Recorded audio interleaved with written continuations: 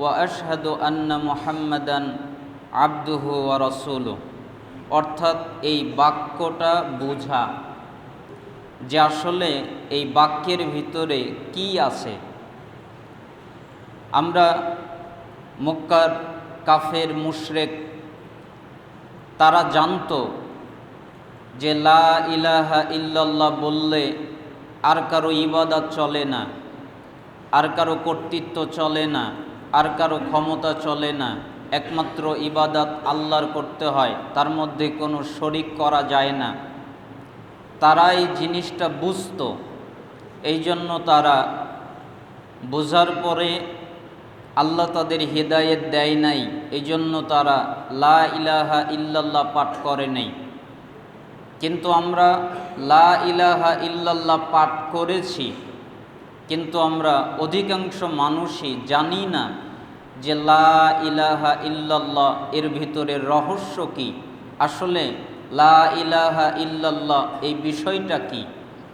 এই জন্য আজকে আমরা এই শাহাদা বা কালেমাতুশ শাহাদা, এই শাহাদা বাক্য নিয়ে আমরা আলোচনা করব। আশহাদু আল্লা ইলাহা ইল্লাল্লাহ ওয়া আশহাদু আন্না মুহাম্মাদান আবদুহু ওয়া রাসূলুহু, যার সরল অর্থ করলে দাঁড়ায় আশহাদু, আমি সাক্ষ্য দিচ্ছি, লা ইলাহা, কোনো ইলা নেই, কোনো মাবুদ নেই, কোনো উপাস্য নেই, ইল্লাল্লাহ, একমাত্র আল্লাহ ছাড়া সত্য কোনো মাবুদ নেই, সত্য কোনো উপাস্য নেই, সত্য কোনো ইলাহ নেই।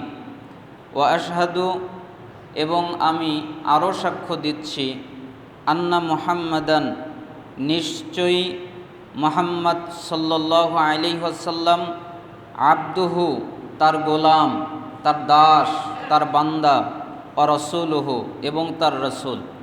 তার মানে সাক্ষ্যের ভিতরে আগে আপনাকে স্বীকৃতি দিতে হবে যে মুহাম্মদ সাল্লাল্লাহু আলাইহি ওয়াসাল্লাম আল্লাহর বান্দা। এরপরে আপনাকে স্বীকৃতি দিতে হবে যে তিনি আল্লাহর রসুল। আগে আপনাকে বান্দার স্বীকৃতি দিতে হবে যে মুহাম্মদ সাল্লাল্লাহু আলাইহি ওয়াসাল্লাম আল্লাহর বান্দা।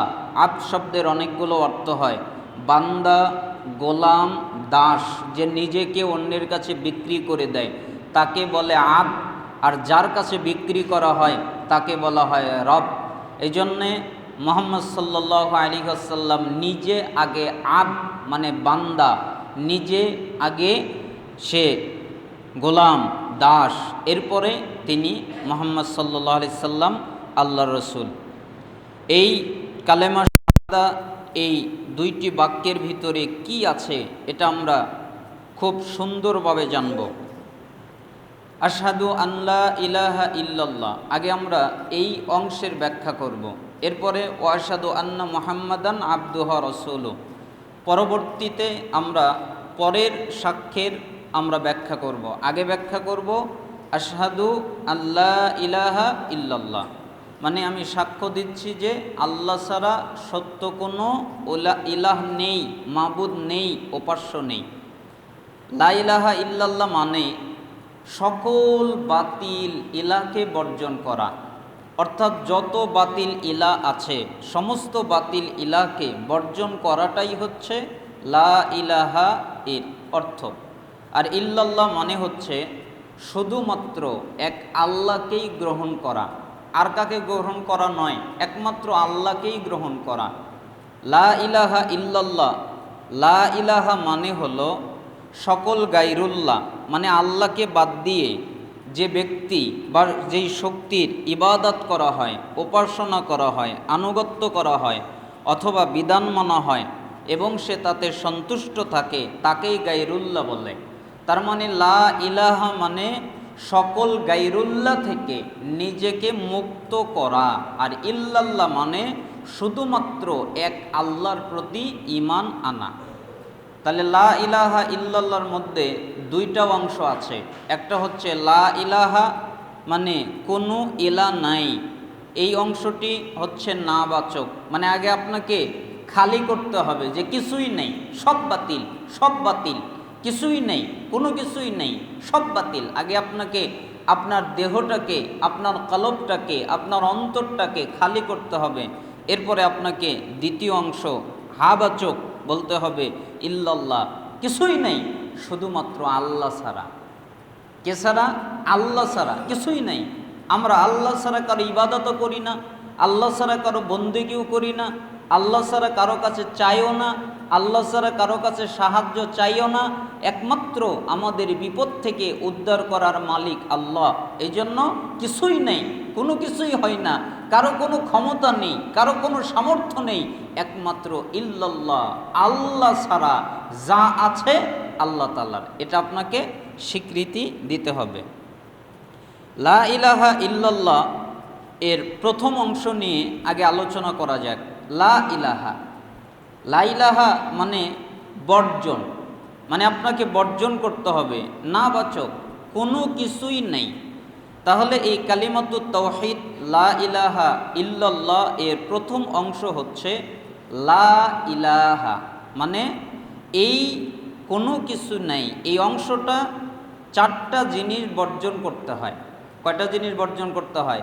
চারটা। মানে লা ইলাহা যখন আপনি বলবেন তখন আপনাকে চারটা জিনিস থেকে নিজেকে বাঁচাতে হবে।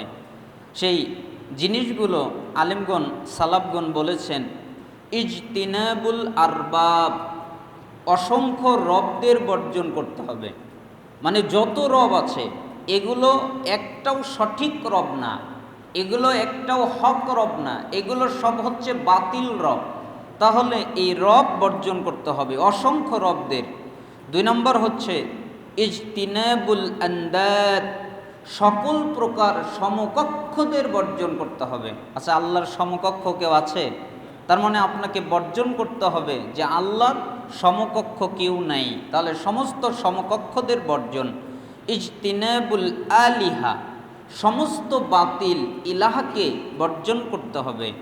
ইজতিনাবুত তাওয়াগীত, এবং সকল প্রকার তাগুতকে বর্জন করতে হবে। তাহলে লা ইলাহা ইল্লাল্লাহর প্রথম অংশ হচ্ছে লা ইলাহা, মানে এই চারটা জিনিস বর্জন করতে হবে। অসংখ্য রবদের বর্জন করতে হবে, সমস্ত প্রকার সকল প্রকার সমকক্ষদের বর্জন করতে হবে, সমস্ত বাতিল ইলাহকে বর্জন করতে হবে, এবং সকল প্রকার তাগুতকে বর্জন করতে হবে। তাহলে 1 নম্বরটার আগে আমরা ব্যাখ্যা করি। ইজতিনাবুল আরবাব, অসংখ্য রবদের বর্জন করা। অসংখ্য রবদের আমরা কিভাবে বর্জন করতে পারি? এই আরবাব এর আরবাবান অর্থ হলো রব। আর মুশরিকরা আলেম, দরবেশ, তাদের বাপদাদা এবং মুরব্বীদেরকে রব বানিয়েছিল। কারা? মুশরিকরা আলেমকে রব বানিয়েছিল, দরবেশকে রব বানিয়েছিল, বাপদাদাকে রব বানিয়েছিল, মুরব্বীদের রব বানিয়েছিল। এই জন্য যখন আপনি আল্লাহ তাআলার, আমাদের ভিতরেও অনেকে এই কাজটা করি, আপনি যদি বলেন আল্লাহ বলেছেন, তখন বলে বাদ দাও, অমুক বড় বড় মুফতি মাদ্রাসায় পড়েছে, 10 বছর ধরে দাওরাই হাদিস পড়েছে, 16 বছর ধরে দাওরাই হাদিস পড়েছে, কিছু শেখে নাই, সে কিছু বোঝে না। এরপরে বলতে হবে আরে যাও, তোমার এই আমল সেকেলে আমল, এ আমল চলে না, আমাদের বাপদাদা তো এভাবে চলে নেই, আমাদের বাপদাদা যেভাবে চলেছে আমরা ওইভাবেই চলবো। এরপরে তাদের দরবেশ, দরবেশ যা বলে তাই, আল্লাহর আয়াতেরও দাম নেই, রসুলের হাদিসেরও দাম নেই, এরকম করে থাকে, আমাদের মধ্যেও আছে। মুশরিকরা কেন তাদের আলেম, দরবেশ, তাদের বাপদাদা, মুরব্বীদের রব বানিয়েছিল? কারণ তারা ছিল তাদের ধর্মগুরু।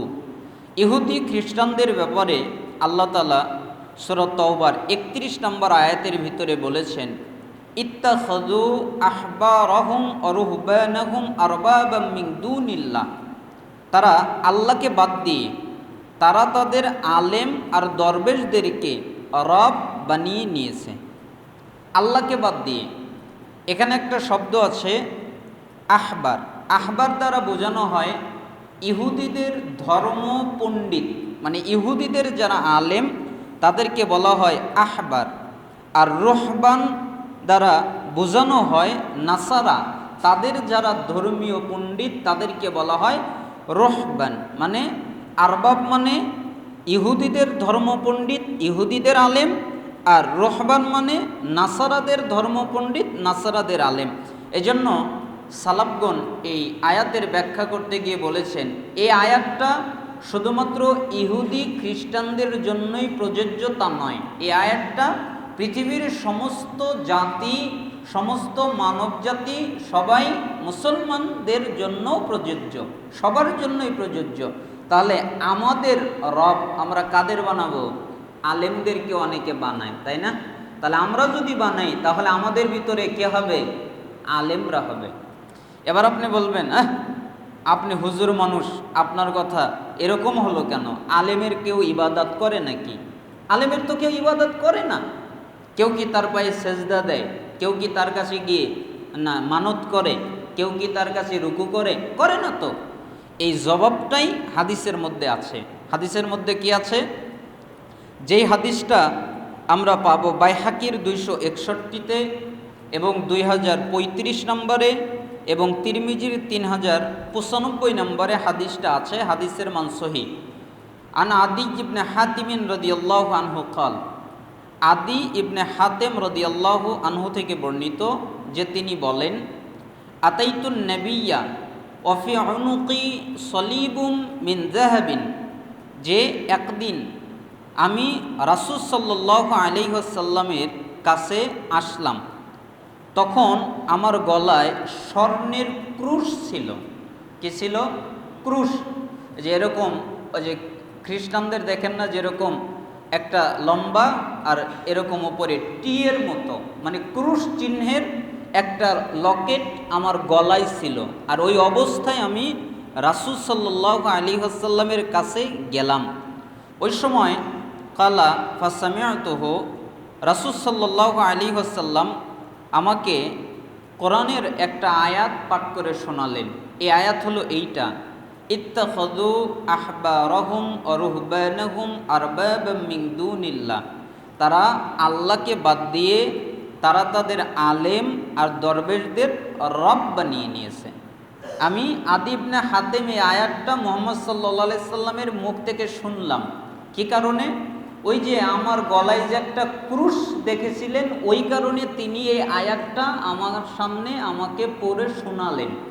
তাই আমি ক্বালা কুলতু ইয়া রাসূলুল্লাহ ইন্নাহুম লাম ইয়াকুনু ইয়াবুদুনাহুম, এজন্য আমি মুহাম্মদ সাল্লাল্লাহু আলাইহি ওয়াসাল্লামকে বললাম, হে আল্লাহর রাসূল, তারা ইহুদি খ্রিস্টানরা তো আলেম আর দরবেশদের ইবাদত করে না। ইহুদিদের ভিতরে যারা, তারা তো তাদের ইহুদিরা তাদের আলেম অর্থাৎ ধর্মপণ্ডিতের আহবারদের ইবাদত তো করে না। আর নাসারা তো তাদের ধর্ম পণ্ডিতদের ইবাদত করে না, রুহবার, তারা তো এই কাজ করে না। ইহুদি খ্রিস্টানরা তো তাদের ধর্মের যারা আলেম তাদের ইবাদত করে না। তা আপনি এ কথা কীভাবে বলছেন? তো আপনার কথাটা ভুল হয়ে গেল না? তখন মুহাম্মদ সাল্লাল্লাহু আলাইহি সাল্লাম বললেন, আজাল ওয়ালাকিন ইউহিল্লুনা লাহুম মা হাররামাল্লাহু ফায়াস্তাহিল্লুনাহু ওয়া ইউহাররিমুনা আলাইহিম মা আহাল্লাল্লাহ ফায়ুহাররিমুনাহু ফাতিলকা ইবাদাতুহুম লাহুম। তখন মুহাম্মদ সাল্লাল্লাহু আলাইহি সাল্লাম আমাকে বললেন, অবশ্যই অবশ্যই তারা তাদের ইবাদত করে। তখন আমাকে বললেন, আচ্ছা বলো তো, তারা যখন আল্লাহ যাকে হালাল করেছেন, আল্লাহ যাকে হারাম করেছেন, এই হারামকে তারা যখন হালাল করে দেয় তখন ঠিক তোমরা মেনে নেও না? মানে আল্লাহ বলেছে এটা হারাম আর ওরা করে দেয় হালাল, তোমরা কি মানো না? কয় না, তা তো মানি। আবার আল্লাহ বলেছেন হালাল, ওরা করে দেয় হারাম, তোমরা কি তা মানো না? কয় হ্যাঁ, তা তো মানি। আরে এটাই তো তাদের ইবাদত, এটাই তো তাদেরকে রব বানানো। তারা যদি কোনো জিনিস হারামকে হালাল করে, তোমরা যদি তা মানো তাহলেই তাকে রব বানালে। তারা যদি কোনো হালালকে হারাম করে আর তোমরা যদি তা মানো তাহলে তোমরা তাদেরকেই রব বানালে। নাকি আমাদের হুজুরদের ভিতরে, আমাদের আলেমদের ভিতরে, আমাদের মুসলমানদের ভিতরে এরকম হয় না? হয় না? আমাদের ভিতরে, আমি অনেক দিন আগের কথা, তখন অনেক দিন আগে বলতে 5-6 বছর হবে, তা আমি কক্সবাজার গিয়েছিলাম। মানে আমি গিয়েছিলাম হচ্ছে আপনার বান্দরবনে। ওই বান্দরবনে কিছু দিনী ভাই আছে, মানে ওইখানেও সহিহ আকীদার দাওয়াত পৌঁছে গেছে। তা আমি ওই বান্দরবনে গিয়েছিলাম দাওয়াতি কাজ করার জন্যে। তো দাওয়াতি কাজ করতে গিয়ে তো ওই ভাইয়েরা আমাকে নিয়ে পুরো বান্দরবন ঘুরে দেখালেন। এরপরে কক্সবাজার গেলাম, সেখানে ঘুরে দেখালেন। তো ওইখানে অনেক মজাদার মাছ পাওয়া যায়, সামুদ্রিক মাছ, তাই না, পাওয়া যায়। তো সামুদ্রিক মাছের ভিতরে একটা, মানে সমুদ্রের ভিতরে একটা জিনিস আছে, সেটাকে বলা হয় কাঁকড়া। কাঁকড়া চেনেন না? তো ওই কাঁকড়া আমরা জানতাম যে, মানে যখন আমরা হিদায়ায় পড়েছিলাম তখন হিদায়ের ভিতরে কেউ বলেছে মাকরুহ, কেউ বলেছেন হারাম, কেউ বলেছেন নিষেধ, এরকম ইখতিলাফ আছে। তার মানে কাঁকড়া খাওয়া যাবে না। ওই কাঁকড়ার মতোই কিন্তু চিংড়ি, চিংড়ি খান না? চিংড়ি আর কাঁকড়া একই জিনিস, মানে চিংড়িরও যেই বিধান কাঁকড়ারও ওই বিধান, কিন্তু আমরা কি করি, কাঁকড়া খাই না। কেন? আলেমরা ফতোয়া দিয়ে দিয়েছে যে কাঁকড়া খাওয়া যাবে না। তাহলে এখন যদি ওই আলেমের ফতোয়া অনুযায়ী আমি কাঁকড়াকে নিষেধ মনে করে, হারাম মনে করে যদি না খাই, তাহলে ওই আলেমকে আমি রব বানালাম না? ওই আলেম আমাকে হালালকে হারাম করে দিল, আর আমি ওইটা মেনে নিলাম, তখন আমি ওই আলেমকেই তো রব বানালাম। আমাদের দেশে বিভিন্ন মুরিদ আছে না? আপনারা কি বলেন, পীর মুরিদি আছে না? নেই? আছে। আপনি দেখবেন, একদিন আমি অনেক দিন আগে বাহাজে গেছিলাম, মানে তখন তো গেছিলাম হচ্ছে পাবনা এক অঞ্চলে আলোচনা করতে। তো ওই জায়গায় অনেক লোক আলেম ওলামা কিতাবাদি নিয়ে বাহাজ করার জন্য আসছিল, কিন্তু আমরা গেছিলাম হচ্ছে দিনের দাওয়াত দেওয়ার জন্যে।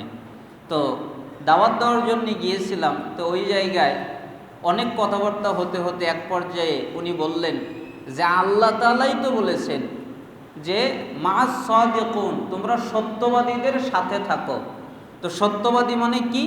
পীর, আউলিয়া, আউলিয়াদেরকে মানো। তখন আমি বললাম না, আল্লাহ এ কথা বলে নেই। আল্লাহ সূরা আরাফের 3 নম্বর আয়াত দিয়ে বলেছেন মিন দুনিহি আউলিয়া, তোমরা আউলিয়াদের মানবে না। কলিলাম মা তাযাক্কারুন, তোমরা অল্পই আমার কথা শুনবে। তার মানে বেশিরভাগ মানুষ আউলিয়াকে মানবে, কিন্তু অল্প মানুষ কি আমার কথা শুনবে না। অল্প মানুষ আউলিয়া ত্যাগ করবে, আর বেশিরভাগ মানুষ আউলিয়া মানবে। একথা আল্লাহ সুবহানাহু ওয়া তাআলা বলেছেন। আল্লাহ তাআলা দেখেন কত চমৎকার কথা বললেন, ইত্তাবিউ, অনুসরণ করো, মা উনজিলা ইলাইকুম মির রাব্বিকুম, তোমার রবের পক্ষ থেকে যা নাজিল হয়েছে তাই, মানে রব তোমার উপরে যা নাজিল করছে তা অনুসরণ করো। আর মিন দুনিহি আউলিয়া, আউলিয়াদের অনুসরণ করো না। আউলিয়া মানে বাপ, আউলিয়া মানে দাদা, আউলিয়া মানে মুরব্বী, আউলিয়া মানে দেশের সভাপতি, দেশের নেতা, রাষ্ট্রনেতা, সরকার। আউলিয়া মানে হুজুর, আলেম, সবাই আউলিয়ার অন্তর্ভুক্ত। তার মানে পীর মুরিদি আউলিয়া এগুলো তোমরা মানবা না। কে বলেছে?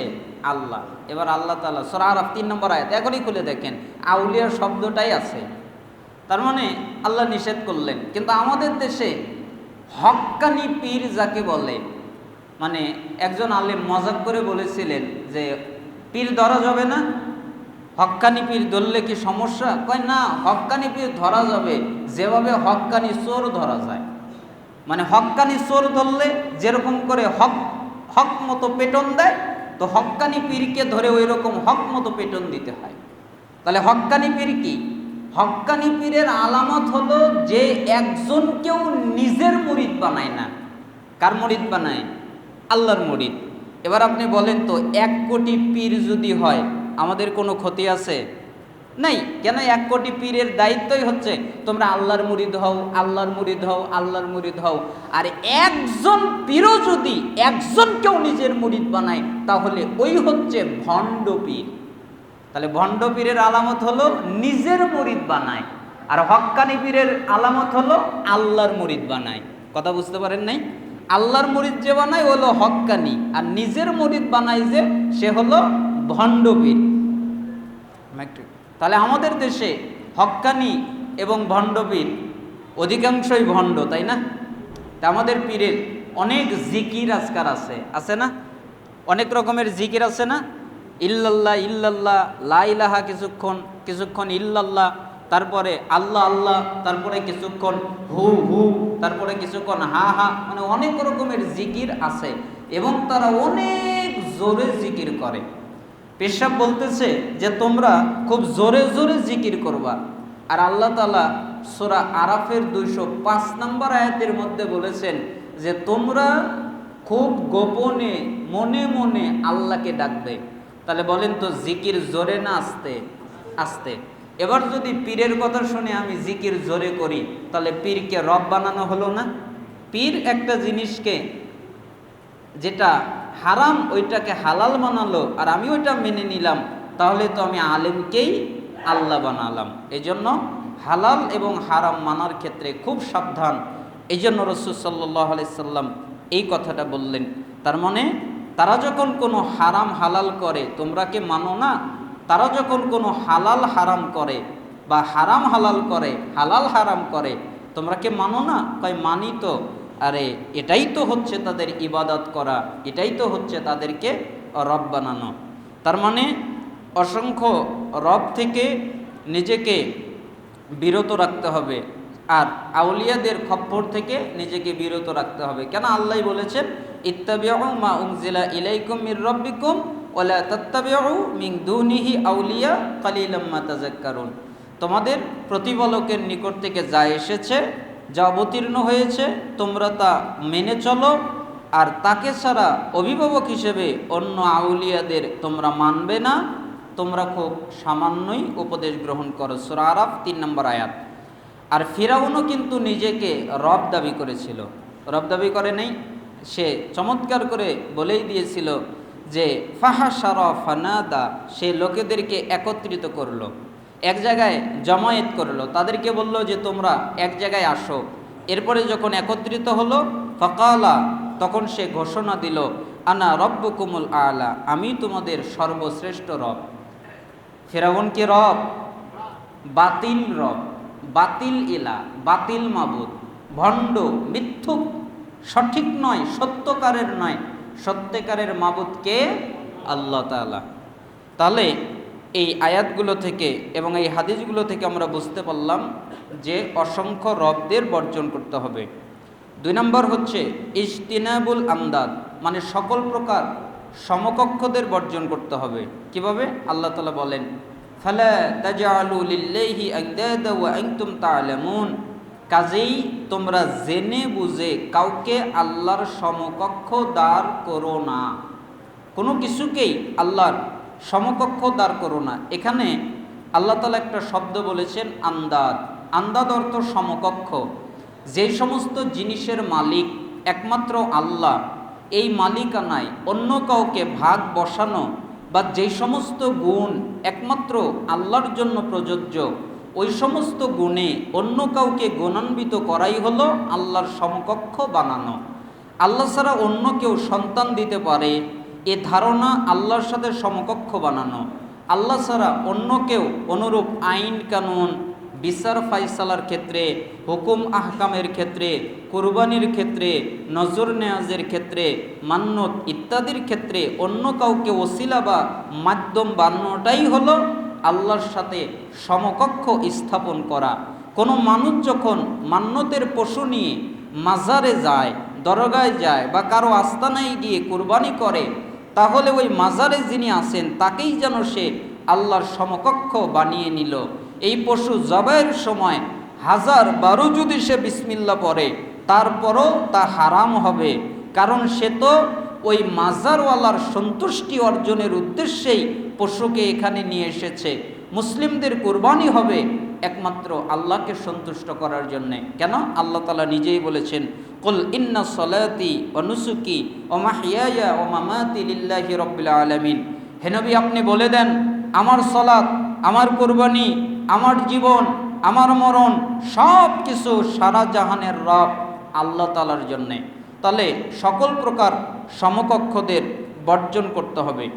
3 নম্বর হচ্ছে সমস্ত ইজতিনাবুল আলিহা, সমস্ত বাতিল ইলাদেরকে বর্জন করতে হবে। এর সারমর্ম হচ্ছে আল্লাহ ব্যতীত যে সকল দেবদেবী, মূর্তি, জিন বা মানুষের উলুহিয়াত বা সার্বভৌমত্ব মানা হয়, এদের সবাইকেই অস্বীকার করতে হবে। এর 3 নম্বর দাবি হলো সমস্ত ভুয়া ইলাদের অস্বীকার করতে হবে এবং এই সবের অনুসারীদেরকেও বর্জন করতে হবে। মুশরিকরা যে বহু ইলাহের ইবাদত করত তার প্রমাণে আল্লাহ তাআলা কোরআনের সূরা নূহের 23 নম্বর আয়াত নাজিল করেছেন। অকালু, আর তারা বলেছিল, লা তাযারুন্না আলিহাতাকুম ওয়ালা তাযারুন্না ওয়াদ্দা ওয়ালা সুআ ওয়ালা ইয়াগুয ওয়া ইয়াউকা ওয়া নাসরা, তোমাদের দেবদেবীদের কখনো পরিত্যাগ করো না।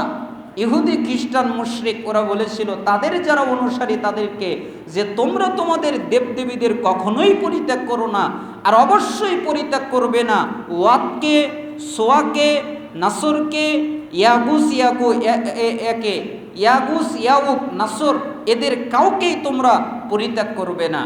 তাদের ইলার নাম ছিল কোরআনে বর্ণিত এই নাম। যারা আল্লাহর নেক বান্দা ছিল তাদের মৃত্যুর পর মুশরিকরা তাদেরকে ইলা রূপে গ্রহণ করে তাদের ইবাদত করত এবং বিপদে আপদে তাদেরকে আহ্বান করত। এক কথায় তাদের যাবতীয় ইবাদত তাদের সন্তুষ্টির জন্য নিবেদিত ছিল। অথচ ওইসব নেক বান্দাগণ তাদেরকে মৃত্যুর পর তাদের ইবাদত করতে এবং তাদেরকে আহ্বান করতে তারা বলে যান নাই।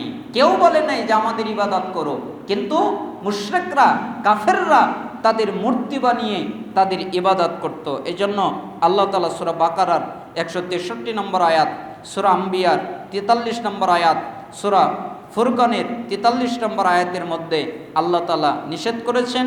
সূরা হাশরের 23 নম্বর আয়াতের মধ্যে আল্লাহ নিষেধ করেছেন। সময় বাঁচানোর জন্যে আমরা এখানে সংক্ষিপ্ত করলাম। এরপরে 4 নম্বর হচ্ছে ইজতিনাবুত তাওয়াগিত, মানে সকল প্রকার তাগুত বর্জন করা। কাকে বর্জন করা? তাগুত, যত প্রকার তাগুত আছে।